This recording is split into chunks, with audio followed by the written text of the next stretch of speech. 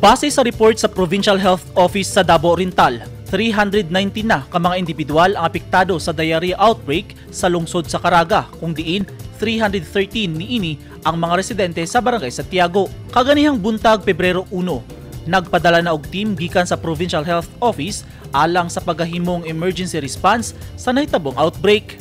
Sumala ni Dr. Reden Bersaldo, ang Provincial Health Officer 2, nagbuntar na og mini hospital ang lokal nga gobyerno sa Caraga sa evacuation center o rural health unit aron maasikaso ang mga pasyente.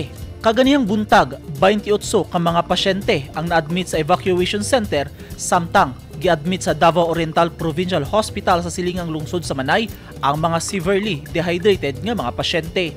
Dugang ni Dr. Bersaldo, nagpahigayon na og inisyal nga investigasyon ang team gikan sa Provincial Health Office o Regional Surveillance Unit kagahapon. Alang sa eksaminasyon, ipadala sa Davao City ang sample sa rectal swabs kung unsang klase sa kagaw ang nakaigo sa mga pasyente ug masubay ang tinubdan sa impeksyon. Nagpadala na usab ang team ni Dr. Bersaldo og IV fluids ug ubang medical supply ug kasamtangang nakig-coordinate sa local authorities aron dili na mo grabe ang outbreak. Naka-standby na usab ang mga ambulansya ug dugang healthcare workers. Gimanduan na ni Governor Nelson Dayang Hirang ang Provincial Health Office nga paspasan ang emergency response aron mapugngan ang diarrhea outbreak sa Caraga.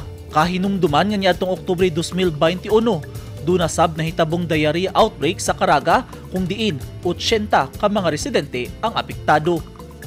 Eugene Hinutan, Newsline Philippines. Stay safe,